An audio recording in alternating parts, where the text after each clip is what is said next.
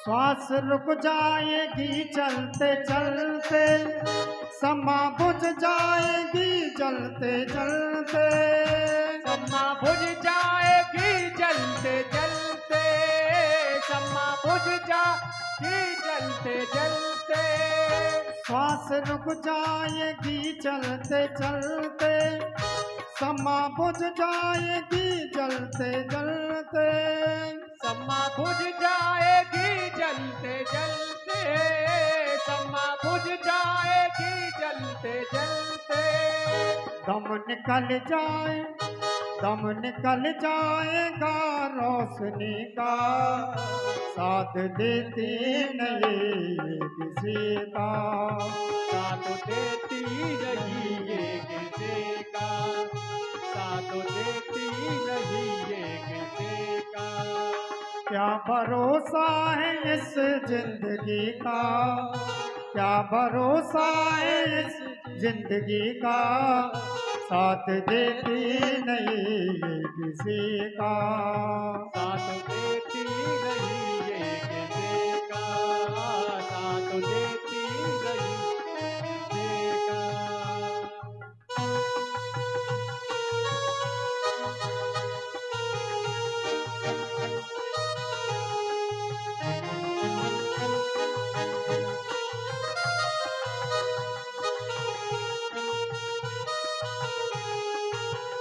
हम रहे ना मोहब्बत रहेगी, दास्तां अपनी दुनिया कहेगी। दास्तां अपनी दुनिया कहेगी, दास्तां अपनी दुनिया कहेगी। हम रहे ना मोहब्बत रहेगी, दास्तां अपनी दुनिया कहेगी। दास्तां अपनी दुनिया कहेगी, दास्तां अपनी दुनिया कहेगी। नाम रह जाए, नाम रह जाएगा आदमी का, साथ देती नहीं किसी का। साथ देती नहीं ये किसी का, साथ देती नहीं ये किसी का। क्या भरोसा है इस जिंदगी का, क्या भरोसा है इस जिंदगी का, साथ देती नहीं किसी का। साथ देती नहीं ये किसी का, देती नहीं ये किसी का। साथ देती नहीं किसी। बोल बांके बिहारी लाल की। क्या भरोसा है इस जिंदगी का, साथ देती नहीं ये किसी का। क्या भरोसा है इस जिंदगी का। प्यारे, ये जीवन मिला है क्योंकि ये जीव अनेक जन्मों से भोग भोगता चला आ रहा है। शांति नहीं मिली, शांति तो तब मिली जब भगवान के दर्शन हो। इस जीव का उद्देश्य भगवान के दर्शन करना, और भगवान के दर्शन तीन प्रकार से होते हैं। स्वप्न में प्रभु के दर्शन होना, ये कौन से दर्शन हैं? ये साधारण दर्शन हैं। और मंदिर में भगवान के दर्शन होना, ये मध्यम दर्शन हैं। और भगवान का साक्षात्कार होना, साक्षात्कार दो प्रकार के होते हैं, परोक्ष साक्षात्कार और अपरोक्ष साक्षात्कार। परोक्ष अर्थात एक स्थान पर ईश्वर रहता है, मंदिर में भगवान रहता है, मस्जिद में ईश्वर रहता है, भगवान रहता है। ये कौन सा भाव है? ये परोक्ष साक्षात्कार है, एक स्थान पर ईश्वर रहता है। दूसरा जो अपरोक्ष साक्षात्कार अर्थात कि भगवान कण कण में व्याप्त है, प्रत्येक स्थान पर ईश्वर रहता है। ऐसा कौन सा स्थान है जहां भगवान ना हो? कि हरि व्यापक सर्वत्र समाना, प्रेम से प्रकट होई में जाना।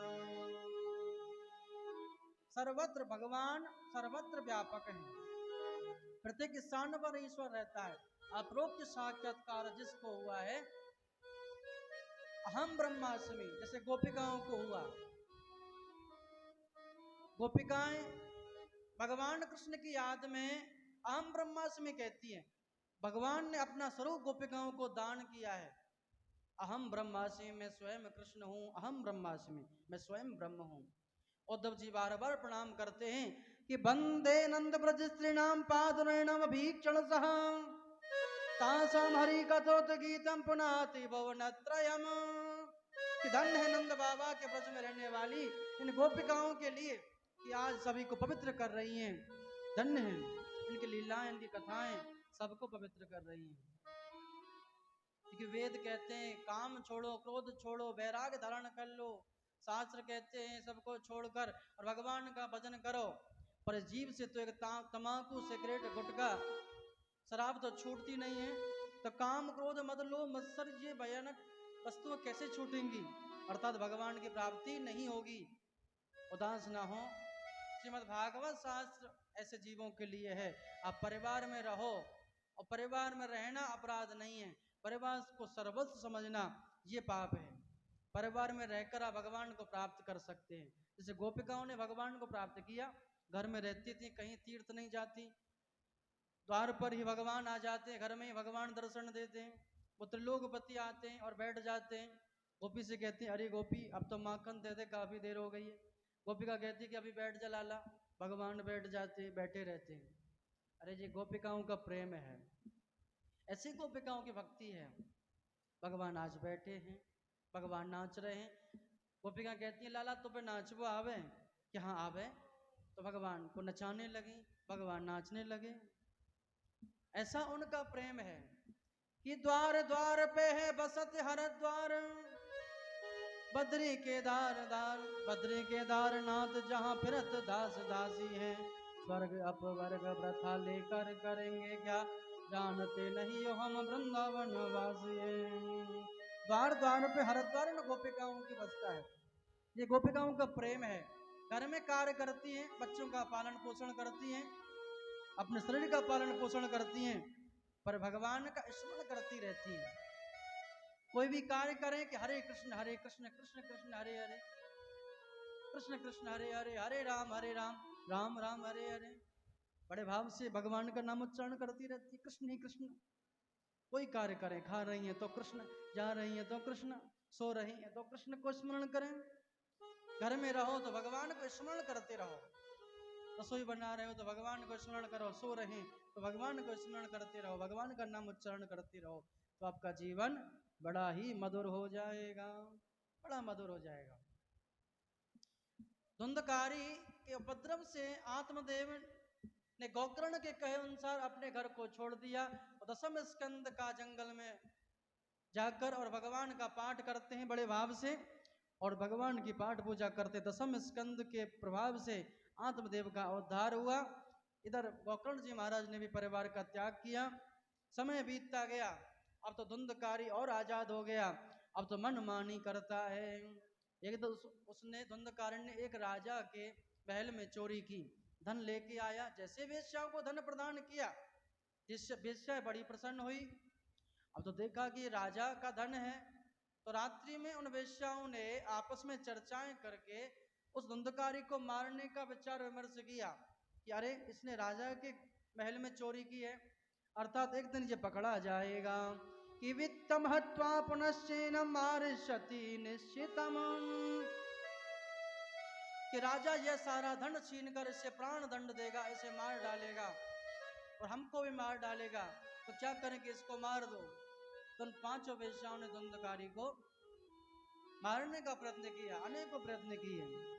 सोती हुई धुंधकारी को एक तकिया से उसके सिर को दबाया, एक उसकी छाती पर बैठ गई, एक ने पैर पकड़ लिए, फिर वो धुंधकारी नहीं मरा। एक वेश्या जलते हुए अंगारे लेके आई, मुख में डाल दिए, फिर भी वो नहीं मरा। उन वेश्याओं ने उस धुंधकारी को अधमरे को एक गड्ढे में गाड़ दिया। ऐसी उसकी गति, परिणाम स्वरूप धुंधकारी महान प्रेत हुआ, बहुत बड़ा प्रेत बना। समय बीतता गया, गोकर्ण महाराज आए अपने घर में, रात्रि का समय था, सो रहे थे। अब तो बड़ी तेज हवा आई, आंधी आई। जैसे देखा गोकर्ण जी महाराज खड़े हुए, कभी तो किसी रूप में आता है, कभी हाथी रूप में आता है, कभी भैंसे के रूप में आता है, कभी आंधी तूफान, कभी बिजली कड़कती है, अनेकों ऐसा विचित्र उसका रूप। गोकर्ण महाराज ने कहा कि आप कौन हो, आप अपने वास्तविक रूप में आइए। कहने लगा कि मैंने ऐसे सत्कर्म नहीं किए, मैंने ऐसा कर्म नहीं किया कि आपके सामने आऊं। ये जो भूत प्रेत होते हैं भगवान के भक्त के सामने, ये कभी नहीं आते हैं। गोकर्ण महाराज ने जल छिड़का तो अपने वास्तविक स्वरूप में आ गया। जैसे देखा, अरे धुंधकारी, आप मेरे भाई भ्राता, ये कैसे इस योनि में, कैसे आपको, कि मैंने आपका श्राद्ध किया था गया में, आपको मुक्ति नहीं मिली। कि हे भाई, मुझे मेरे कर्म ही ऐसे हैं, आप एक श्राद्ध क्या, आप अनेकों श्राद्ध करें गया में तो मेरी मुक्ति नहीं हो सकती है। क्योंकि सब हस्ते न भोजनम, क्योंकि धुंधकारी मरे हुए हाथों से भोजन करता था। कौन से हाथों से? सब हस्ते न भोजनम। सब हस्ते, मरे हुए हाथ कौन से हैं? जो कभी भगवान का भजन ना करें, भगवान की सेवा ना करें, दान पुण्य ना करें, वो समस्तेन भोजनम, वो जीव मरे हुए हाथों से भोजन करता है। धुंधकारी मरे हुए हाथों से भोजन करता था। ऐसा भाव धुंधकारी। कभी दान पुण्य नहीं किए, वेश्याओं की संगति करना, झूठ पाखंड करना, माता का अपमान करना, माता का अपमान किया, छोटी को पकड़ लिया कि माँ मुझे धन दो, धन चाहिए। माँ ने कहा बेटा जो मेरे पास था वो तुझे दे दिया। नहीं नहीं, तूने कहीं छुपा रखा है। आंगन में खींच लाया, कहाँ गड़ा हुआ है बोल। पति से छल किया था धुंधली ने, तो पुत्र ने पकड़ लिया, आंगन में खींच लाया, पीटने लगा डंडे से कि धन दो, धन दो। अब तो वो रोने लगी, विलाप करने लगी। उस रोती हुई विलाप करते हुए माता को धुंधकारी छोड़ के चला गया। ये तो धुंधली को बड़ा पश्चाताप हुआ। उसने रात्रि में अपने प्राणों को कुएं में कूद कर और अपने प्राणों को शांत कर दिया। प्रेम से बोले श्री वृंदावन बिहारी लाल की। धुंधली क्योंकि पति का अपमान किया तो उसने अपने आत्महत्या की। इधर गोकर्ण महाराज ने धुंधकारी को आश्वासन दिया, अब चिंता ना करें, मैं अपनी आपकी मुक्ति का अवश्य प्रयत्न करूंगा। प्रातः हुआ और श्रीमद् भागवत शास्त्र सूर्य भगवान के कहे अनुसार भागवत पुराण को सुनाया गया। प्रथम दिवस की कथा संपूर्ण हुई।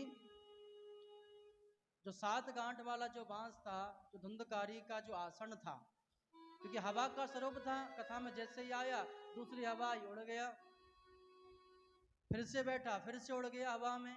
अब तो एक स्थान 7 गांठ का बांस था, उसमें आके बैठ गया। एक दिन की कथा पूर्ण हुई तो एक गांठ फटी, दूसरे दिन की कथा पूर्ण हुई तो दूसरी गांठ फटी। ऐसे तीसरे दिन की, चौथे दिन की, 5वें दिन की, छठे दिन की, 7वें दिन की कथा जैसे ही पूर्ण हुई तो 7वें दिन का कथा पूर्ण होते ही वो 7 गांठ वाला बांस वो फट गया और उसके अंदर से दिव्य ज्योति का प्राकट्य हुआ। भगवान का विमान आया, धुंधकारी को विमान में बैठा कर भगवान के धाम ले गया। कि धन्या भागवती वार्ता प्रेत पीड़ा विनाशनी, सप्तापि तथा धन्यम कृष्ण लोक फल प्रदः। यह प्रेत पीड़ा का नाश करने वाले श्रीमद् भागवत की कथा बड़ी धन्य है। जो श्री कृष्णचंद्र के धाम की प्राप्ति कराने वाला इसका सप्ताह परायण धन्य है। जो श्री धुंधकारी के जिसने मुक्ति प्रदान की, धुंधकारी को जिसने मुक्ति दिलाई, ऐसे श्रीमद् भागवत शास्त्र को हम प्रणाम करते हैं। धुंधकारी ने एकाग्र चित्त होकर भगवान की कथा का रसपान किया। उस कथा पांडाल में और भी श्रोता बैठे हुए थे, और भी श्रोता बैठे हुए थे, पर विमान किसके लिए आया? धुंधकारी के लिए ही आया। गोकर्ण महाराज ने पूछा कि कथा तो और श्रोताओं ने भी सुनी है, उनके लिए विमान क्यों नहीं आया? भगवान के पार्षद कहने लगे कि देखो, जिस नियम से धुंधकारी ने जो कथा श्रवण की है वो किसी ने नहीं सुनी है। धुंधकारी ने निराहार होकर 7 दिनों तक निराहार व्रत करके 7 दिनों तक कुछ नहीं खाया पिया, विषयों से अपने स्थिर चित्त को, संसार के प्रपंच से चित्त को हटाकर भगवान की कथा में लगा दिया और कथा श्रवण की। एक स्थान पर बैठकर कहते हैं कि जो कि अधर्म चाहतम ज्ञानम प्रमादे निहतम श्रुतम, बिना दृढ़ता के सुना हुआ बेकार है, बिना दृढ़ता के सुना हुआ बेकार है। संदिग्धि हतो मंत्रो व्यग्र चित्तो हतो जप। जिस मंत्र पर संदेह हो वो मंत्र बेकार है। व्यग्र चित्तो हतो जप, जो आप जप कर रहे हैं और आपका मन कहीं बाहर है तो वो जप भी बेकार है। भगवान का भजन करें तो उस भजन में ही आपका मन होना चाहिए। ऐसा नहीं आप कथा में बैठे और आपका मन घर पर है, बच्चों में है, चाहे किसी कार्य में लगा हुआ है, ऐसा नहीं होना चाहिए। एकाग्रचित होकर कथा श्रवण करें, आरती से पहले आएं और आरती के बाद जाएं, और एक आसन से बैठें, जल का पान भी ना करें जब तक कथा चलती रहे, और भगवान की कथा का श्रवण करें। श्रावण मास में फिर से गोकर्ण जी महाराज ने कथा श्रवण कराई। श्रावण मास बड़ा सुंदर महीना है। गोकर्ण जी महाराज ने इस श्रावण मास में जब पुनः कथा श्रवण श्रोताओं को दोबारा कराई तो सभी श्रोताओं ने बड़े नियम से कथा का श्रवण किया। अच्छा सुनिए, कथा सुनने के बाद में कुछ परिवर्तन होना चाहिए। कुछ आपने जीवन में परिवर्तन किया है तो समझो आपने कथा श्रवण की है, और कथा सुनने के बाद में आपने जीवन में कोई परिवर्तन नहीं किया तो समझो आपने कथा श्रवण ही नहीं की है। कथा सुनने के बाद में कुछ परिवर्तन अवश्य होना चाहिए। श्रावण मास में जब दूसरी बार कथा श्रवण कराई गोकर्ण जी महाराज ने तो सभी श्रोताओं ने बड़े नियम से कथा का श्रवण किया। विमान आया और सभी की मुक्ति हुई। प्रेम से बोलिए श्रीमद् भागवत महापुराण की जय हो। सप्ताह यज्ञ विधि। सप्ताह यज्ञ विधि, वैसे तो ये कथा वर्षों पुरानी है, ब्रह्मा जी के मुख से निकली, और जैसे ही ये निकली ये फल, कौन सा फल है? निगम कल्पतरोर गलितम फलम। जैसे ही ये फल आया, इस फल में गुठली नहीं है, छिलका नहीं है, इसमें रस ही रस है। और श्री सुखदेव जी ने इसको चखा, तोता ने चखा। जो फल मीठा होता है उसको ही तोता चखता है। तो श्रीमद् भागवत शास्त्र बड़ा मीठा फल है। सर्वप्रथम किसी ब्राह्मण के पास जाएं और भागवत कथा का मुहूर्त निकलवाएं। सप्ताह यज्ञ की विधि है कि नवस्य अस्मिनिर्जो च मार्गशीर्ष सुचिर नवः एते मासा कथाराम में स्तोत्र नाम मोक्ष सूचक। कथा आरंभ करने में कुछ महीने निर्धारित किए गए हैं कि आश्विन, कार्तिक, मार्गशीर्ष, आषाढ़, श्रावण, ये 6 महीने श्रोताओं के लिए मोक्ष की प्राप्ति के लिए होते हैं। ये 6 महीने। वैसे तो श्रीमद् भागवत शास्त्र की कथा किसी भी महीने में करा सकते हैं, पर विशेष ये 6 महीने हैं। किम साहाश्रे तत्र कर्तव्य सोधमासे कि महीनों में ही भद्रा, व्यतिपद आदि के लोगों को सर्वथा त्याग देना चाहिए तथा दूसरे लोगों जो उत्साही हों उन्हें अपना सहायक बना लेना चाहिए। फिर प्रयत्न करके देश देशांतर में निमंत्रण भेजना चाहिए कि भाई हम कथा करा रहे हैं, आप भी आओ, आप भी आओ।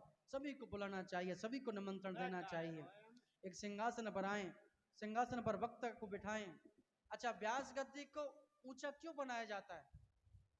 आपने देखा होगा कि हमेशा जो गद्दी होती है, व्यास गद्दी, जो कथा करते हैं महाराज, तो वो भागवत जी ऊंची होती है, सबसे ऊंची होती है, जो श्रोतागण बैठे होते हैं। इसका अभिप्राय ये है कि व्यास गद्दी की दृष्टि में सब समान होते हैं। क्या होते हैं? कि सब समान है इनकी दृष्टि में, किसी से कोई ईर्षा नहीं, कोई द्वेष नहीं, अब सब समान देखते हैं उच्च गद्दी से।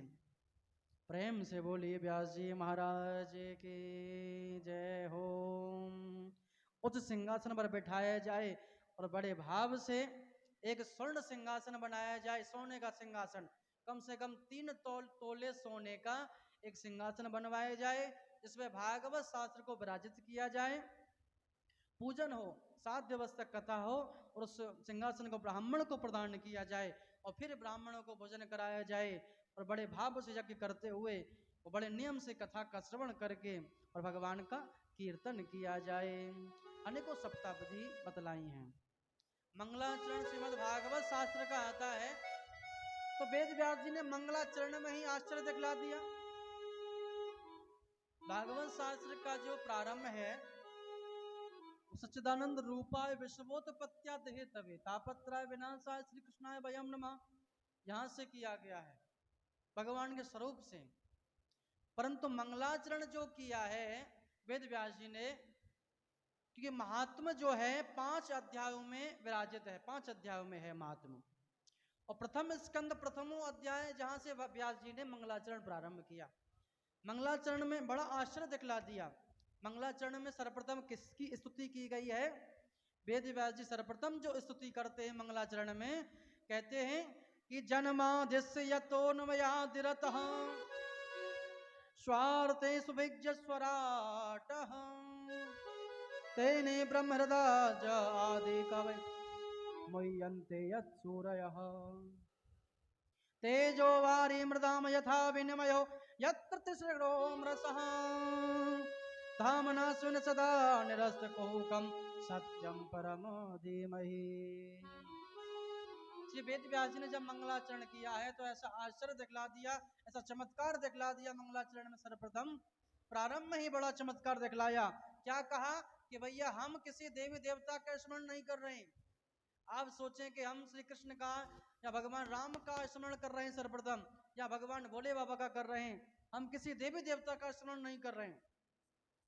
क्योंकि कुछ लोग सोचेंगे अगर भगवान कृष्ण का स्मरण सर्वप्रथम करते हैं भागवत में, तो रामानंद संप्रदाय वाले सोचेंगे ये तो कृष्ण संप्रदाय का ग्रंथ है, तो हम क्यों सुने। तो इस भाव को सोचते हुए वेद व्यास जी ने कहा है कि सत्यम परम धीमहि, कि भैया हम तो उस ईश्वर का स्मरण कर रहे हैं जिससे, कौन से ईश्वर का स्मरण कर रहे हैं? इसी और प्रलय होते हैं, उत्पत्ति भी होती है, स्थिति भी होती है और प्रलय भी होते हैं, क्योंकि वह सभी सद्रूप पदार्थों में अनुगत रूप में रहता है। सद्रूप पदार्थों में अनुगत रूप में रहता है वो, और असत पदार्थों से पृथक है, जड़ नहीं है, उसको जड़ नहीं कह सकते। वो चेतन है, परतंत्र नहीं है, वो स्वयं प्रकाश है, जो ब्रह्मा अथवा हिरण्यगर्भ नहीं है। प्रत्युत उन्हें अपने संकल्प मात्र से ही जिसने उस वेद ज्ञान का दान किया है, जैसे तेजों में सूर्य रश्मियों में जल का और जल में थल का आवास होता है, ऐसे ही उस स्वयं प्रकाश, जो स्वयं प्रकाश, उस ईश्वर को किसी प्रकाश की आवश्यकता नहीं है, वो स्वयं प्रकाश है, वो स्वयं प्रकाश में है। उस ईश्वर का हम, वो माया के अधीन नहीं है, माया उसके अधीन है, वो माया के अधीन होकर जन्म नहीं लेता है। ये जीव किसके अधीन होकर जन्म लेता है? माया के अधीन होकर इस पृथ्वी पर जन्म लेता है। परंतु भगवान के अधीन माया है, माया के अधीन ईश्वर नहीं है। उस ईश्वर का, उस सत्य स्वरूप परमात्मा का हम ध्यान करते हैं।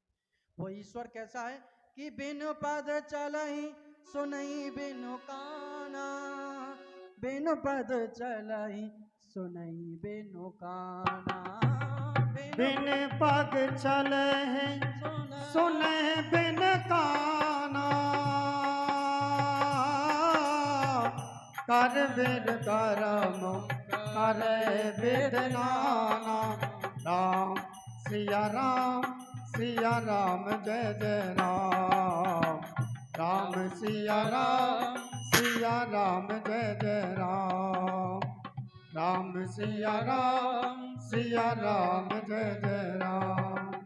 ओ बिन पद चलहि सुनहि बिनु काना, कर बिन करम करहि बिद नाना। राम सिया राम जय जय राम, राम सिया राम जय जय राम।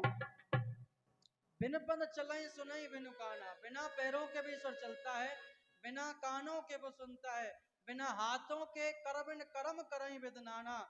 अनेकों प्रकार के वो कर्म करता है, बिना आंखों के वो देखता है, और बिना वाणी के उससे जैसा भक्ता कोई नहीं है। ऐसा ईश्वर है वो। उस ईश्वर का, उस सत्य स्वरूप परमात्मा का हम ध्यान करते हैं। कण कण में वो ईश्वर विराजित है। कण कण में ऐसा कौन सा स्थान है जहां ईश्वर ना हो? प्रत्येक स्थान पर विराजित है। कण कण में भगवान के 24 अवतार हुए हैं। उन 24 अवतारों में 2 ही अवतार श्रेष्ठ हैं। भगवान श्री राम का और भगवान श्री कृष्ण का। राम कृष्ण, प्रेम से बोलिए राम कृष्ण भगवान की जय हो। अच्छा, श्रीमद् भागवत शास्त्र के रचयिता हैं वेद व्यास जी महाराज। वेद व्यास जी महाराज ने इस ग्रंथ को बना तो दिया, पर इसका प्रचार कैसे हो? इसका प्रचार तो जन्म से जो वैरागी हो वो ही कर सकता है। वेद व्यास जी ने अनेकों ग्रंथों को बना लिया, मन के अंदर कुछ उदासी थी, ऐसा लग रहा था कि छूट गया है। नारद जी ने अपने पूर्व जन्म का वृतांत बताया कि मैं एक दासी पुत्र था और सत्संग से, भगवान के कीर्तन के महिमा से मेरा जन्म ब्रह्मलोक में हुआ और आज मैं भगवान के निरंतर दर्शन करता हूं। ऐसा जब कहा, सत्संग की महिमा का वर्णन किया। सत्संग की महिमा बड़ी अपरंपार है। नारद जी दासी पुत्र थे और दासी से वो ब्रह्मलोक में उनका जन्म हुआ, सत्संग की कृपा से। और इस सत्संग भगवान की कृपा से ही प्राप्त होता है। बिनु सत्संग विवेक न होई, बिन सत्संग विवेक न होई, राम कृपा बिन सुलभ न सोई। राम सिया राम जय जय राम। राम सिया राम जय जय राम। बिन सत्संग विवेक न हो। जिस सत्संग भगवान की कृपा से ही प्राप्त होता है, भगवान की कृपा से। जब नारद जी ने अपने पूर्व जन्म का वृतांत बताया तो श्री वेद व्यास जी ने अपनी हृदय गुफा में झांका, तो श्रीमद् भागवत शास्त्र का निर्माण किया। बाल कृष्ण की झांकी हुई बड़ी सुंदर। और इस ग्रंथ के 12 स्कंद हैं, 18,000 श्लोक हैं। और सोचा कि इस ग्रंथ का प्रचार कैसे हो। जन्म से जो वैरागी हो वो इस ग्रंथ का प्रचार कर सकता है। तो श्री भोले बाबा की, भोले बाबा ही ऐसे हैं जो जन्म से वैरागी हैं। भोले बाबा का स्मरण किया, भोले बाबा के पूजन किया। इधर बड़ी सुंदर कथा, नारद मुनि कैलाश पर्वत पर जाते हैं तो मैया ने स्वागत सत्कार किया। मैया ने कहा कि नारद जी आइए, आपका स्वागत है, बड़े दिनों में आए हो। भोले बाबा कहने लगे, देवी सब कुछ ठीक है, पर एक बात समझ में नहीं आती, अच्छी नहीं लगती है कि भोले बाबा आपसे प्रेम नहीं करते हैं। कि कौन कहता है प्रेम नहीं करते, वो तो हमसे बहुत प्रेम करते हैं। कि नहीं मैया, वो प्रेम नहीं करते, क्योंकि प्रेम में तो गोपनीय से गोपनीय बात बता दिया करते हैं। क्या आपको कभी भोले बाबा ने बताया है कि वो जो श्रृंगार करते हैं वो किसका करते हैं? गले में मुंडों की माला पहनते हैं, वो किसकी पहनते हैं? राख लपेटते हैं, ये क्यों लपेटते हैं? श्रृंगार क्यों करते हैं? बताया? मैया ने कहा कि ये तो नहीं बताया। कि पूछा था आपने? हाँ पूछा तो था एक बार, पर बताया नहीं। अब तो कहा कि भोले बाबा ने कि तुमसे प्यार नहीं करते, उनका झूठा प्यार है। संसार का भी ऐसा ही प्यार है, झूठा नहीं है।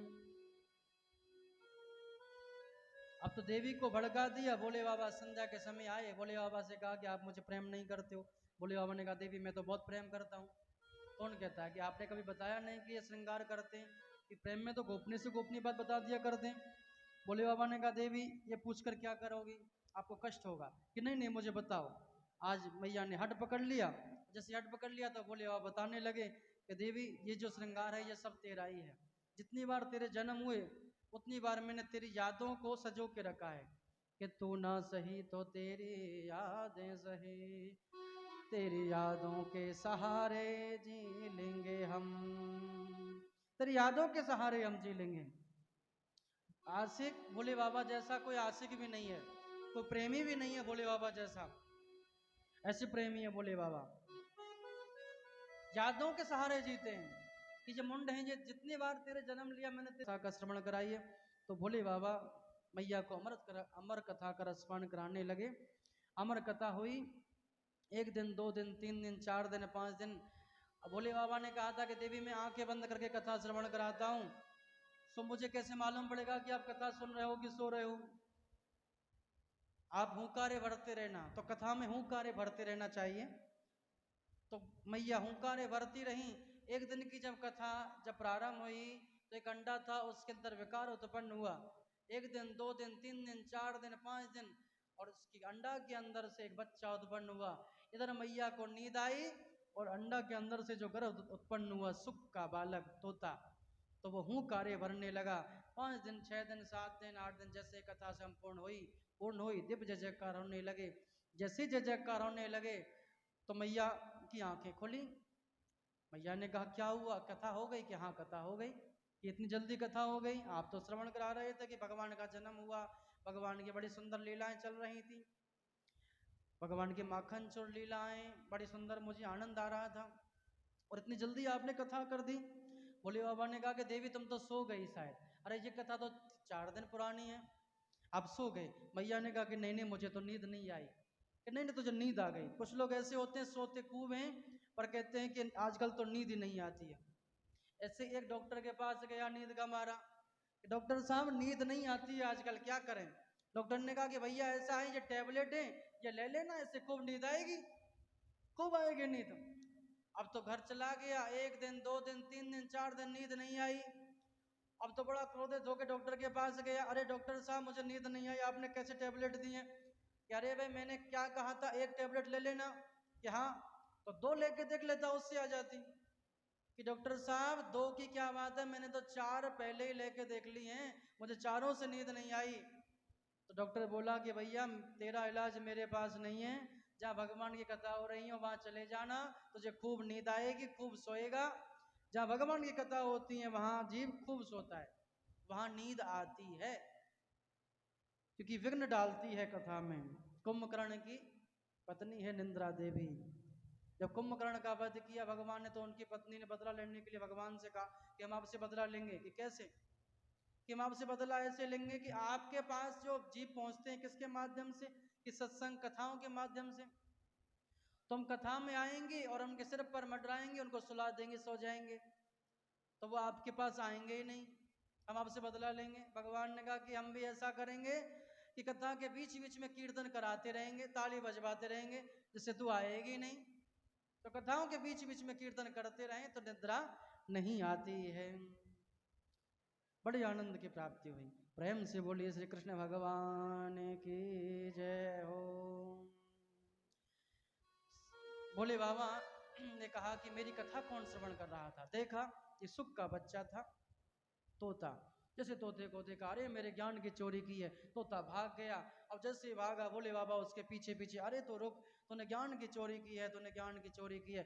भोले बाबा त्रिशूल लेके पीछे भाग रहे हैं। वो तोता वेद व्यास जी के आश्रम में पहुंचा। वेद व्यास जी की पत्नी अरण्य देवी, उन्होंने जैसे मुंह खोला, जमाईली उबासीली, मुंह खोला तो सुख का बच्चा सूक्ष्म रूप धारण करके गर्भ में प्रवेश कर गया। गर्भ से आवाज आई कि बोले बाबा आप मुझे नहीं मार सकते, क्योंकि मैंने अमर कथा का रसपान किया है।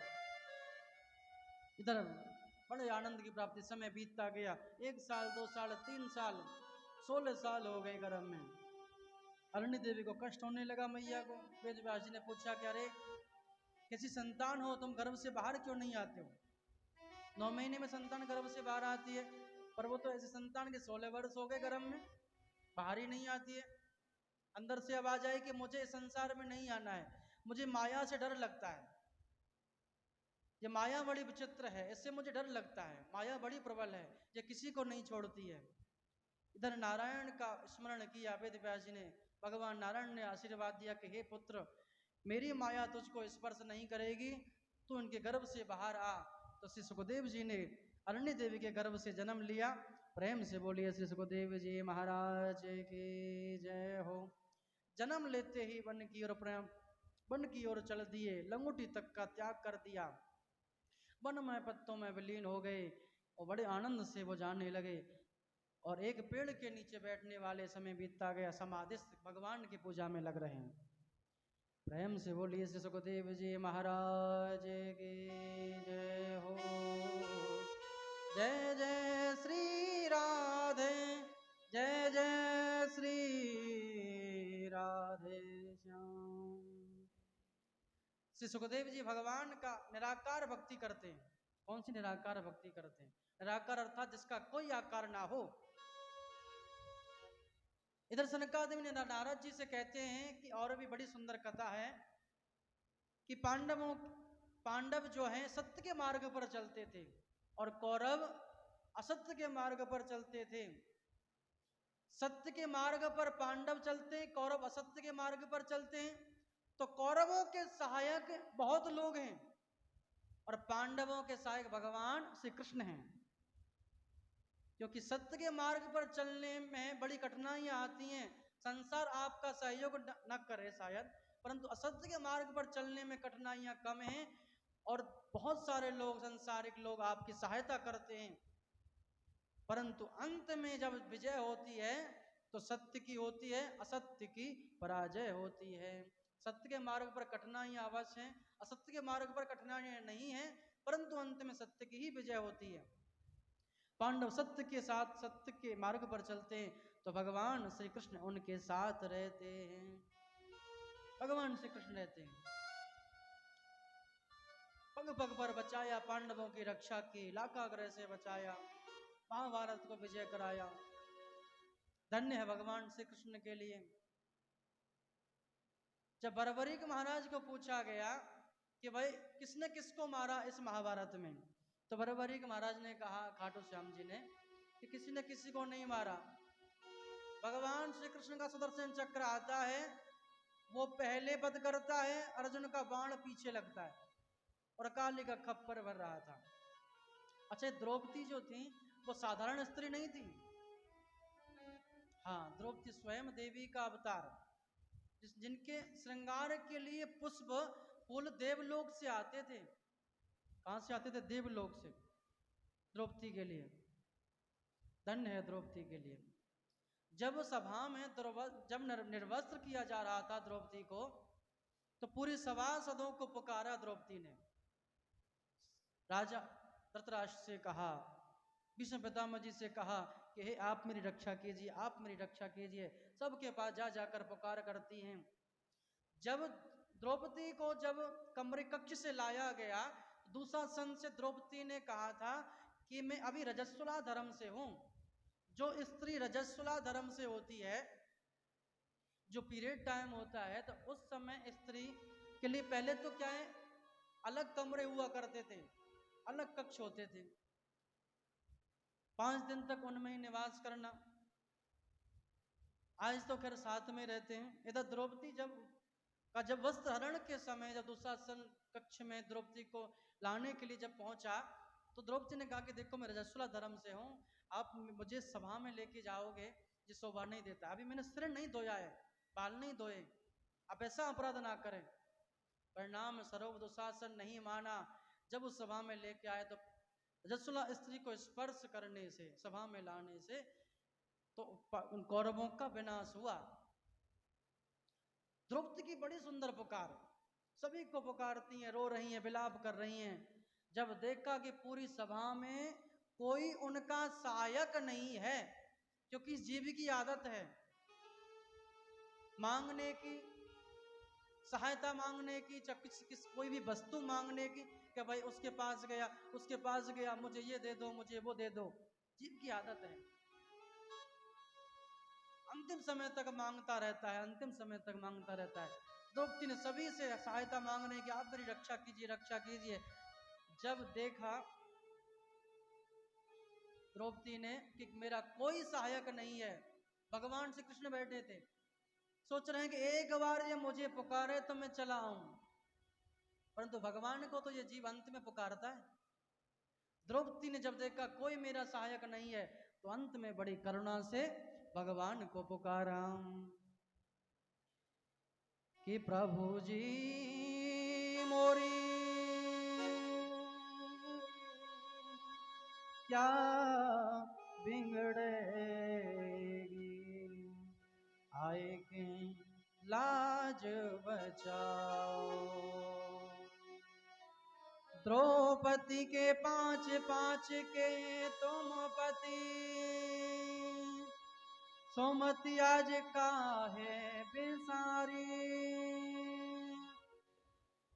कि हे गोविंद, कि द्रौपदी के 5 के तुम पति आज मुझे क्यों बिसार रहे हो। कि सूर श्याम पाछे पछतैयो, के सूर श्याम पाछे पछतैयो जब मोहे देखे ओघारी आय के लाज बचियो। जब ऐसी करुणा भरी द्रौपदी की जब पुकार भगवान ने सुनी कि हे गोविंद, जब द्रौपदी ने कहा कि गोविंद आज संसार में आज मेरा इस सभा में निर्वस्त्र मेरा आज मेरे वस्त्र मुझे हीन किया जा रहा है, वस्त्र मेरे खींच रहा है दुशासन, आज मेरा इस सभा में यहाँ कोई मेरा सहायक नहीं है, आज मेरा कोई सहायक नहीं है गोविंद, आज सिर्फ मेरे तुम हो।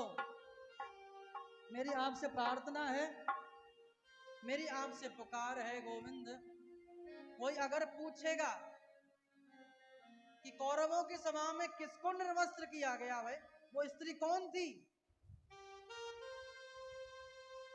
तो कोई ये नहीं कहेगा कि द्रौपदी थी, सब ये कहेंगे कि भैया कौरवों की सभा में वो स्त्री निर्वस्त्र की जा रही थी, वो स्त्री थी, वो उस भगवान श्री कृष्ण की बहन थी। तो गोविंद मेरा कुछ नहीं बिगड़ेगा, तेरा ही बिगड़ेगा।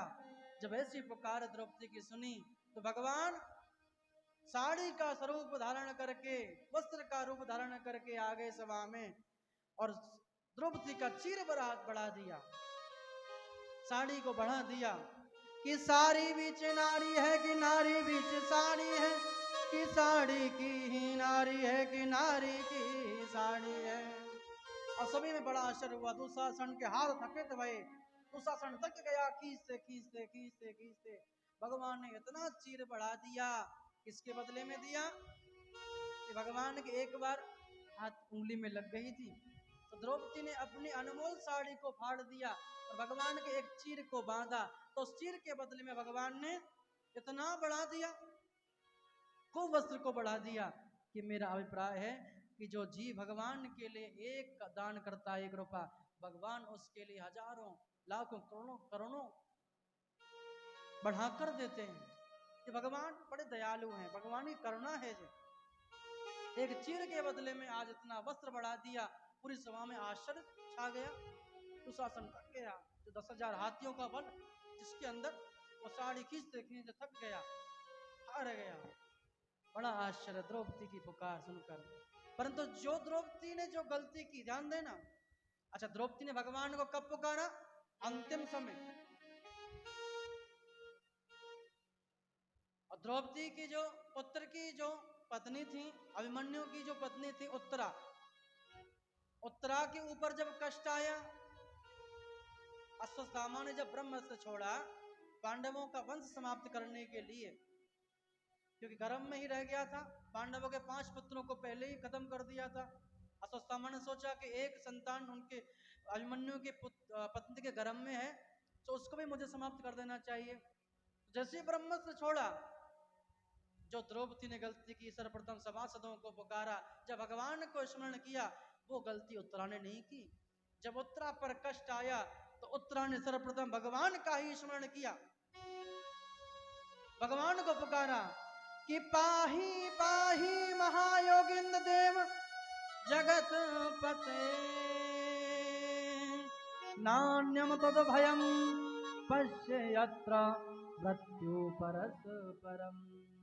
पाही पाही महायोगिंद्र देव देव जगत पते, हे गोविंद देवादिदेव जगदीश्वर, आप सर्वशक्तिमान महायोगी हैं, आप मेरी रक्षा कीजिए, रक्षा कीजिए। मैं आपके शरण में आई हूँ, आपके अतिरिक्त इस लोक में मुझे अभय देने वाला और कोई नहीं है, आप ही मुझे अभय दे सकते हैं, क्योंकि यहाँ सभी परस्पर एक दूसरे के लिए दुश्मन बने हुए हैं, एक दूसरे के दुश्मन बन रहे हैं, जीव आपस में ही लड़ते झगड़ते रहते हैं कि हे कृष्ण, हे गोविंद, आप मेरी रक्षा कीजिए, रक्षा कीजिए, आप मेरी रक्षा करें। भगवान आए, किस रूप में आए? भगवान ने अंगुष्ठायाम रूप धारण कर लिया, अंगूठे के बराबर एक रूप से भगवान खड़े हैं, कुंती खड़ी हैं, कुंती बुआ द्रौपदी खड़ी हैं, पांडव खड़े हैं, भगवान खड़े हैं, और अंगुष्ठायाम रूप धारण करके उत्तरा के गर्भ में भगवान प्रवेश कर गए। जैसे उत्तरा के गर्भ में प्रवेश करे भगवान, तो इतना तेजस्वी उसका स्वरूप था कि ब्रह्मास्त्र के तेज को उस तेज ने हर लिया है। ब्रह्मास्त्र का तेज फीका पड़ गया। ब्रह्मास्त्र से उस संतान की रक्षा की, उस गर्भ की रक्षा की भगवान ने। वो धन्य है वो संतान, वो गर्भ कि उत्तरा के गर्भ में ही उस संतान ने दर्शन कर लिए भगवान के। भगवान के किसी के गर्भ में प्रवेश नहीं करे, चाहे कोई यशोदा मैया, चाहे देवी की माँ, चाहे कौशल्या मैया। भगवान तो प्रकट होते, कहते ना भय प्रकट कृपाला दीन दयाला। भगवान तो हमेशा प्रकट हुआ करते, पर उत्तरा के गर्भ में भगवान ने स्वयं प्रवेश किया। स्वयं भगवान उनके गर्भ में पधारे। धन्य वो संतान जिसने भगवान के दर्शन किए गर्भ में। 4 भुजा है भगवान की, बड़ा सुंदर मुकुट है, चारों भुजाओं में आयुध लगे हुए हैं, लीला पीतांबर है, गले में वैजंती माला है, वो नारायण स्वरूप। वो संतान बड़े प्रसन्न हुई, वो पुत्र बड़े प्रसन्न हुए। बड़ी वो सुंदर वो छवि थी, बड़ी सुंदर निराली भगवान की वो सुंदर छवि। उस संतान की भगवान ने रक्षा की, और रक्षा करके भगवान बड़े आनंद से पांडवों की विजय हुई महाभारत में। युधिष्ठिर महाराज को राज तिलक कराया, राज तिलक हुआ तो भगवान जाने लगे द्वारका के लिए। भगवान जब जा रहे थे तो भगवान को पांडवों ने रोका कि हे प्रभु आप हमको छोड़कर ना जाएं। हाथ जोड़कर खड़े हो गए, कुंती बुआ हाथ जोड़कर खड़ी हो गई, कहने लगी कि हे कन्हैया आप हमें छोड़कर ना जाओ, हे श्री कृष्ण आप ऐसा ना करें, हमसे कोई अपराध हो गया है। भगवान ने कहा कि देखो युधिष्ठिर महाराज अब राजा बने तो मुझे अब द्वारका जाने दो। चरण पकड़ लिए बुआ ने, कुंती बुआ ने कहा कि हे प्रभु आप ऐसा ना करें, आप हमको छोड़ के ना जाएं। भगवान ने देखा कि कुंती बुआ चरण पकड़ रही हैं, खड़ा किया कि अरे अब ऐसा ना करें, आप बुआ हैं, मैं आपका भतीजा हूँ, बुआ भतीजे के चरण छुए शोभा नहीं देता है, आप ऐसा ना करें, ऐसा ना करें। कुंती बुआ ने कहा कि यही तो मुझसे भूल हुई कि आज तक मैं आपको भतीजा ही समझती रही, आज मुझे मालूम हुआ कि आप साक्षात नारायण हैं। हमारे जीवन में दुख थे तो आप थे, सुख आया तो आप जाने लगे। कहे प्रभु आप ऐसा ना करें, आप हमको छोड़कर ना जाएं। भगवान को रोक दिया। भगवान रुक गए कि बुआ अगर आपको मालूम हो गया है कि मैं ईश्वर हूं तो कुछ मांग ले, आज मेरी कुछ आपको देने की इच्छा है, आपको जो चाहिए वो मांग लो, आपको क्या दूं मैं।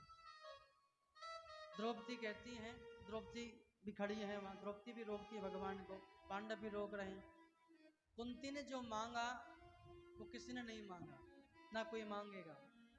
भगवान से क्या मांगा कि हे गोविंद कि विपदः संतो न सस्व तत्र जगद गुरो भवतो दर्शनम यत साध पुनर्भव दर्शन। कि विपदः संतो न सत्र तत्र जगद गुरो भवतो दर्शनम यत साध पुनर्भव दर्शनम। कि आप मेरे जीवन में विपत्तियां दो, दुख दो, कष्ट दो। भगवान ने कहा कि बुआ तेरा पेट नहीं भरा कि आज तक जीवन में दुख ही दुख तो आए। माथे से लिपड़ हो जो हरि हृदय से जाए, कि बलिहारी व दुख को जो पल पल नाम जपाए। कैसा सुख किस काम का जो भगवान ही हृदय से चले जाए। अरे बलिहारी बात को गुम जो पल पल भगवान का नाम स्मरण कराती है। अरे सुख में सुमिरन, देखो ध्यान देना कि दुख में सुमिरन सब करे और सुख में करे न कोई,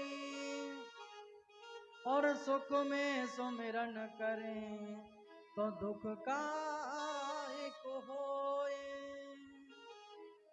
अरे प्यारे जब सुख में सुमिरन करें तो दुख क्यों हो, सुख में ईश्वर को भूल जाते हैं। दुख में भगवान का भजन बड़े आनंद से होता है, जब जीवन में दुख होता है तो भगवान का भजन होता है, बड़ा मन लगता है भजन में। सुख होता है तो भगवान के भजन में मन नहीं लगता है, फिर तो मन इधर उधर घूमता रहता है, क्योंकि मन बड़ा मतंग है। ये मन ये पाप कराता है।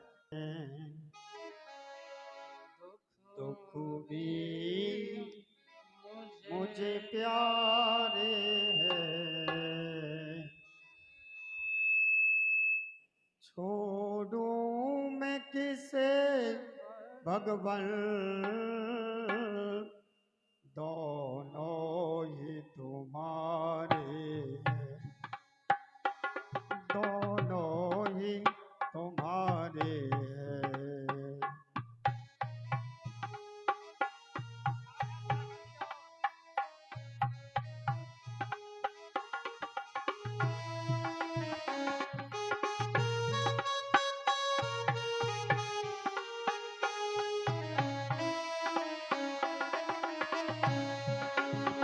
सुख भी मुझे प्यारे हैं, माए गोटा, दुख भी मुझे प्यारे हैं, छोड़ूं मैं किसे भगवन, दोनों ही तुम्हारे, दोनों ही तुम्हारे।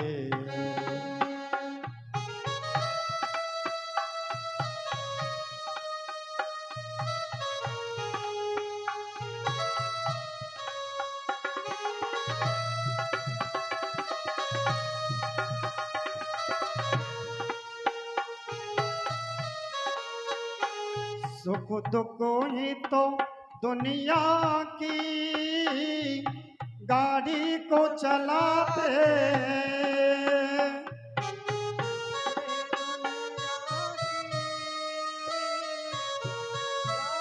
चलाते हैं। ओ, ओ,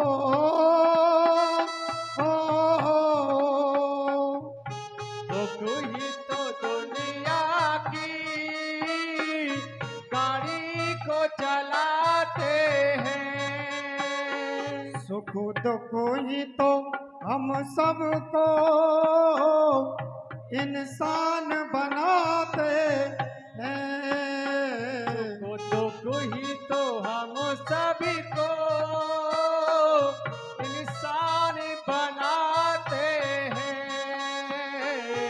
इंसान बनाते हैं। संसार की नदिया की जय हो। दोनों ही किनारे हैं, छोड़ूं मैं किसे भगवन, दोनों ही तुम्हारे हैं, दोनों ही तुम्हारे हैं।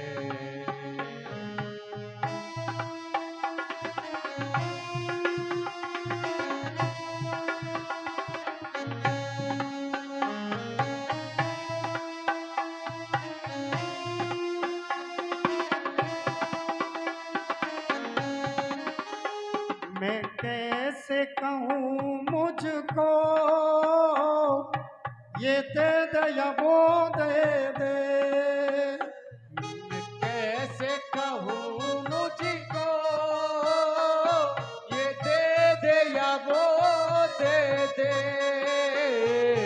ओ,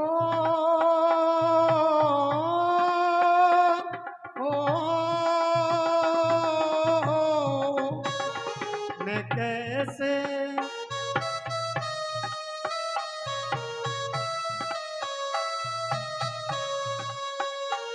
मैं कैसे कहूँ मुझको ये दे दे या वो दे दे,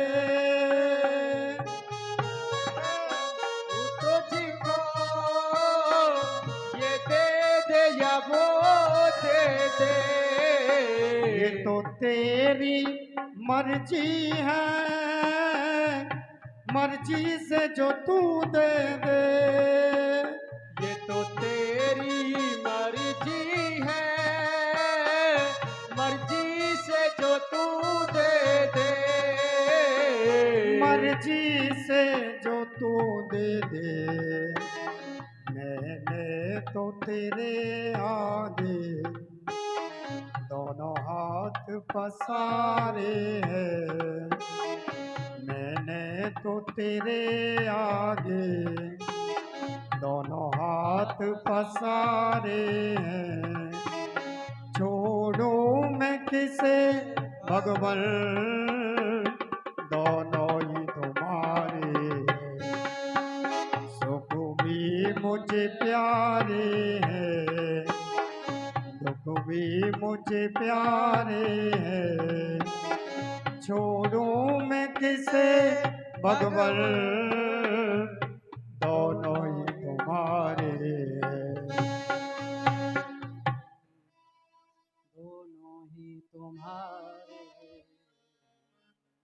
दोनों ही तुम्हारे हैं। सुख दुख भगवान के ही हैं। जो जिस स्थिति में भगवान आपको रखे, उस स्थिति में प्रेम से रहना चाहिए। भगवान दुख में रखे या सुख में रखे, सोचिए भगवान की कृपा है। प्रेम से बोलिए श्री कृष्ण भगवान की जय हो। भगवान पांडवों के प्रेम से रुक गए। अर्जुन कहते हैं मेरे कारण रुके हैं, द्रौपदी कहती है मेरे कारण रुके हैं, कुंती बुआ कहती है मेरे कारण रुके हैं। अरे भगवान तो अपने भक्त के लिए रुके हैं, क्योंकि भीष्म पितामह जी को वचन जो दिया था कि अंतिम समय में अवश्य आऊंगा। भीष्म पितामह जी का अंतिम समय है, बाणों की सैया है, अनेकों बाण लगे हुए हैं, लेटे हुए हैं, और भगवान श्री कृष्ण पांडवों को साथ लेकर और पहुंचे। धन्य है भीष्म पितामह जी की मृत्यु हो तो भीष्म पितामह जैसी हो। भगवान श्री कृष्ण सामने खड़े हैं और भगवान का कीर्तन करते हुए, भगवान का स्मरण करते हुए भीष्म पितामह जी अपने प्राणों को त्याग रहे हैं। कि इतना तो करना स्वामी जब प्राण तन से निकले, इतना तो करना स्वामी जब प्राण तन से निकले। गोविंद नाम लेकर फिर प्राण तन से निकले, इतना तो करना स्वामी प्राण तन से निकले। गोविंद नाम लेकर मेरे प्राण तन से निकले।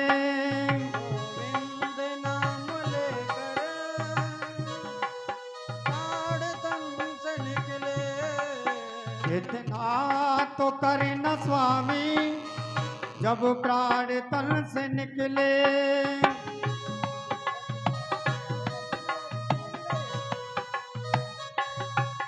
गोविंद नाम लेकर मेरे प्राण तन से निकले।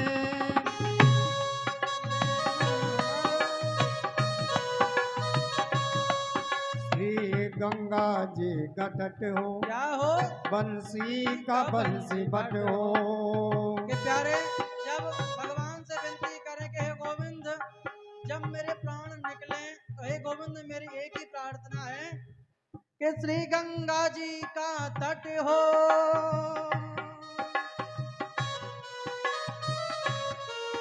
श्री गंगा जी का तट हो, या यमुना जी का बंसी बट हो।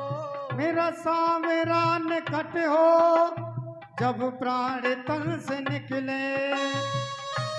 सावरा निकट हो जब प्राण तन से निकले।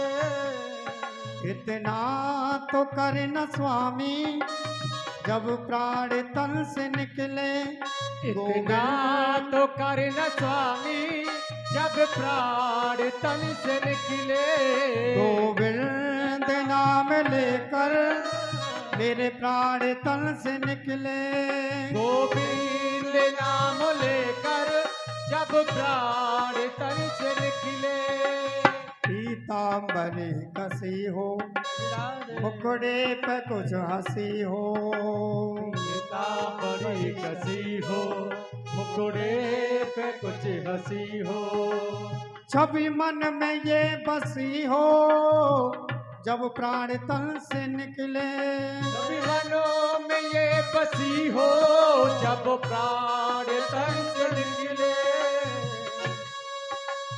आना जरूर आना, जय हो नहीं हमें को भूल जाना।